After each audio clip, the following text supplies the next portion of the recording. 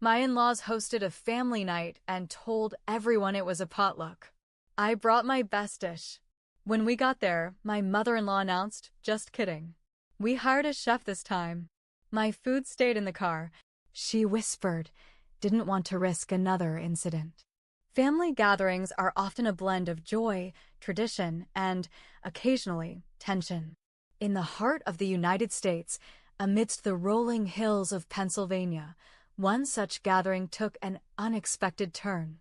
This is the story of how a simple potluck invitation unraveled into a web of deceit, hurt feelings, and a quest for redemption. It all began with a seemingly innocent group text from my mother-in-law, Margaret. "Family night this Saturday. Potluck style. Bring your favorite dish." Excited, I decided to prepare my signature lasagna, a recipe passed down from my grandmother. The week leading up to the event was filled with anticipation.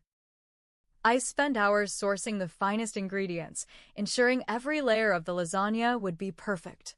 My husband, Daniel, was supportive, even helping me with the shopping and preparation. Saturday arrived, and we set off to Margaret's house, lasagna in tow. Upon entering, we were greeted by the aroma of gourmet dishes and the sight of a professional chef in the kitchen. Confused, I turned to Margaret.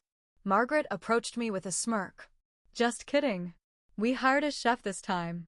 She leaned in and whispered, "Didn't want to risk another incident." My heart sank. What incident? I had never had any issues with my dishes before. Feeling humiliated, I left the lasagna in the car and tried to enjoy the evening. However, the underlying tension was palpable. Conversations were stilted, and I couldn't shake off the feeling of being undermined. The following day, I called Margaret to address the situation. She dismissed my concerns, stating that it was all in good fun and that I was overreacting. Frustrated, I realized that this was not just about a potluck, but about respect. Determined to reclaim my dignity, I devised a plan. The next family gathering was scheduled for Thanksgiving. I decided to host it at our home, ensuring that everyone would bring a dish, true potluck style. Invitations were sent, and I emphasized the potluck theme. On the day, our home was filled with laughter, warmth, and an array of homemade dishes. My lasagna was the centerpiece, receiving rave reviews from everyone, including Margaret. Margaret approached me. "Your lasagna is exceptional. I'm sorry for the previous incident." It was a small victory, but it meant the world to me. It wasn't just about the food. It was about being acknowledged and respected. A week after Thanksgiving, I got a message from Margaret. No call, just a text. "Glad everyone liked your lasagna. Let's not make things awkward next time. We're all family, right?" That was it. No actual apology. No mention of the whisper she dropped in my ear at her party. My stomach turned when I read it. I showed it to Daniel. He stared at the screen for a long second and just muttered, "Well, at least she said something." No, she didn't. I found out from Daniel's cousin Tina a few days later that Margaret had been talking behind my back. Again. Apparently, she told a few family members that my cooking was dangerous. Dangerous. She brought up a time from 2 years ago when someone got food poisoning after a cookout. Except that person ate shrimp from her fridge. Not mine. I was so angry my hands shook. This wasn't just a misunderstanding anymore. This was targeted. I couldn't hold it in anymore. I went to the family group chat. Since Margaret seems to have concerns about my cooking being dangerous, I'll sit out the next few events. Don't worry about my lasagna. That set it off. Cousins started asking what I meant. My brother-in-law asked Margaret directly if she'd said anything. She didn't deny it. She said, "Let's not make this dramatic. I'm just looking out for everyone's health." Excuse me? Daniel told me to just let it die, but this wasn't something I could let go of. I'd spent years biting my tongue around this woman. Daniel and I didn't go to Christmas that year. We told them we had other plans. Truth was, I just couldn't be around her. Not when she was smiling in my face and stabbing me in the back when I turned around. Margaret texted Daniel asking if I was mad. Again. No actual apology. He told her, "You know what you did. She's not crazy." I started to think this wasn't just about food. It was about control. In late January, she showed up at our door. Uninvited. Holding a casserole dish. Margaret smiled that tight smile of hers and said, "Thought I'd bring something over. I don't want us to be distant." I didn't invite her in. I stood in the doorway and asked, "Why did you say my food was dangerous?" She blinked. "Oh, I didn't mean it like that." "Yes, you did," I said, louder than I meant to. Daniel came to the door. She turned to him and said, "Your wife is being sensitive again." He said, "Mom, go home." She left. The casserole stayed on our porch until the next morning. We didn't touch it. Word spread. Some of the family quietly stopped texting me. Others reached out privately saying they were sorry about the drama. But nobody stood up to Margaret. Nobody except Daniel. He started talking less to her. Less visits. Less calls. I didn't ask him to. He just did it. But I could tell it hurt him. She was still his mom. I wasn't going to let him cut her off for me. But I wasn't going to sit at her table again, either. In March, Daniel's sister threw a baby shower. Margaret was there, of course. We went because Daniel wanted to be there for his sister. I didn't bring food. But Margaret brought it up anyway. Loudly. "I was surprised you didn't bring your famous lasagna, honey." I was ready to risk it this time. People laughed. I didn't. Her voice had that fake sweetness, but her eyes were sharp. That comment wasn't a joke. It was a jab. Daniel heard it. He took my hand and said loud enough for everyone to hear, "We didn't bring anything because the chef you hired last time didn't want competition." Silence. Then Tina laughed. A real one. Since then, the family's split in a weird way. Some still act like nothing happened. Others clearly take sides. There are whispers, tension, awkward pauses in group chats. Family events feel like walking on glass. And Margaret? She still acts like the queen of the room. Still sends passive-aggressive texts. Still drops jokes that cut deep. But I've changed. I'm not quiet anymore. This story isn't over yet. Not even close. Next time she tries something, I'll be ready. About 2 weeks after the baby shower, I got a weird message on Facebook from a woman named Rachel.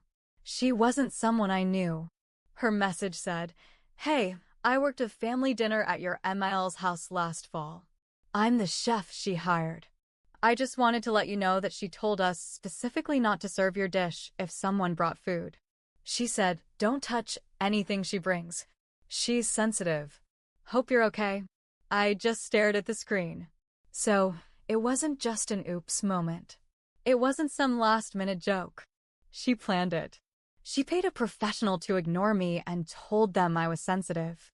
I showed the message to Daniel, and he just sat there shaking his head. "She lied to everyone," I said. "She did," he said. "And now she's going to lie again when we confront her." I didn't want another screaming match. I didn't want more family drama in group chats. So I wrote her an email. It was long, direct, and calm. I told her everything I knew. I told her about the chef's message. I told her I was hurt. Not over the food, but over how she treated me like a joke for years. I ended it with, "I'm not asking for an apology anymore. I'm asking for space." She never replied. Instead, she started telling people I was emotionally unstable and that I was trying to turn Daniel against his own family. Classic. This next part still makes my stomach turn. Daniel's uncle called him one night and asked if he was okay. Daniel said yes. Uncle hesitated and then said Margaret had been telling people she was thinking of changing her will because Daniel's wife is making him choose sides. Daniel laughed, then said, "Good. Keep her money." It was the first time I saw him look truly done. Not angry. Not sad. Just done. "She's trying to use money to control me," he said. "She doesn't realize I already made my choice." I didn't cry then, but I wanted to. The most unexpected person reached out after that, Daniel's ex-stepdad, Henry. They hadn't talked in years, but Henry had heard the gossip through his own channels and messaged Daniel out of the blue. I always told you your mom had a manipulative streak. Glad you're seeing it now. Henry and I had only met twice before. Once at a funeral, once at a family barbecue. He'd always been nice, quiet, the kind of guy who helped stack chairs when no one else would. He said he had some stories, stuff from when Daniel was a kid. We invited him over. Let's just say, things made more sense after that visit. Henry told us that Margaret used to keep a reputation notebook. Literally. She'd write down things people said or did that she didn't like. Especially family. She called it her insurance, he said. At first, we thought he was exaggerating. Until he pulled out a photo from years ago. It was a small leather-bound notebook with tabs. Daniel stared at the picture for a long time. She used to say it was for recipes, he whispered. It wasn't. After we stopped showing up to family dinners and events, Margaret suddenly started doing what I call the fake apology tour. She sent cards. Actual cards in the mail. Hope we can move past all this. Family is everything. Let's leave the past behind. Not once did she say what she did. Not once did she acknowledge the lie about the chef. Not once did she say my name. It was all about keeping up appearances. She even invited us to Easter lunch, said she'd love for us to come and start fresh. Daniel asked her on the phone, "Did you really tell the chef not to serve her dish?" She hung up. And then came the twist nobody saw coming.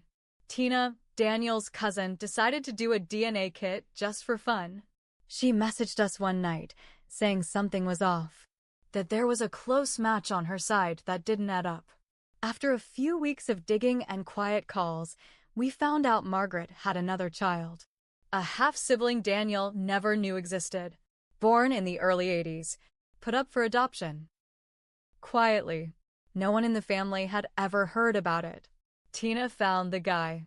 His name's Greg. And he's been looking for answers. Daniel messaged Greg. They met up for coffee. I didn't go, but Daniel came home quiet and shook up. She lied to him too, he said. Greg had been told by his adoptive family that his bio mom was a young woman who made the best choice she could. But Margaret had been 26. Married. With a toddler. Daniel. Greg looked like Daniel, but taller. Same eyes. Now Margaret had a new lie to cover. And her reputation notebook wasn't going to save her. After the meeting with Greg, Daniel started talking to him more. Greg sent over a few letters he had tried mailing to Margaret years ago after doing his own research. She never responded. Never acknowledged him. She pretended I didn't exist, Greg said over lunch one day. I just want her to say it out loud. I want her to admit I'm real. That was the last straw for Daniel. She's done hurting people and pretending nothing happened. We planned a family meeting. Not a party. Not a dinner. Just a meeting. We invited everyone, cousins, aunts, uncles, even Margaret. We rented a community center room in Harrisburg and said it was a family discussion about truth and healing. Dramatic? Maybe. But it worked. Almost everyone came. Margaret walked in late, of course. Sunglasses indoors. Holding that same fake smile. But this time we had the receipts. Daniel stood up first. He held a printed photo of Greg and one of himself as a kid. This is my brother. He's been trying to find his mother for years. Our mother. People started whispering. Margaret stood there frozen. Pale. Greg stood next to Daniel and said, I don't want your money. I don't want anything. I just wanted a name. And now I want answers. Margaret didn't speak. Her hands were shaking. Then Daniel passed out the printed messages from the chef, Rachel. I had saved screenshots, the email thread, even the group chat blow-ups. Daniel spoke clearly. She didn't just lie about me or my wife. She tried to make her look crazy. She made family pick sides. She told people my wife's food was dangerous. And she tried to erase a son. Silence. Then Tina, the cousin, stood up and said, Margaret, you owe all of us the truth. Margaret opened her mouth. And then she left. No apology. No tears. Just silence and the sound of her heels walking out the door. After that day, the family changed. Some still talked to her, but things were never the same. Margaret kept her distance. She moved to Florida a few months later, supposedly to be near the beach. But we all knew it was shame. Greg stayed in town. We see him often. He's part of the family now. Tina took over organizing family dinners. Potluck style. Real potluck. No chefs. No tricks. My lasagna? Still the first thing to go. I won't lie. I made mistakes too. I let Margaret treat me like I didn't matter for too long. I bit my tongue when I should have spoken up. I thought staying silent kept the peace, but all it did was give her more power. Maybe if I had spoken up sooner, Greg would have found us earlier. Maybe if I stood up for myself from the start, she wouldn't have gotten away with so much for so long. But not anymore. Months later, a birthday card came in the mail. It was for Daniel. From Margaret. It said, "I did what I thought was best." I still believe that. I hope one day you'll understand. No signature. No love, Mom. Just that. Daniel tossed it into the trash without saying a word.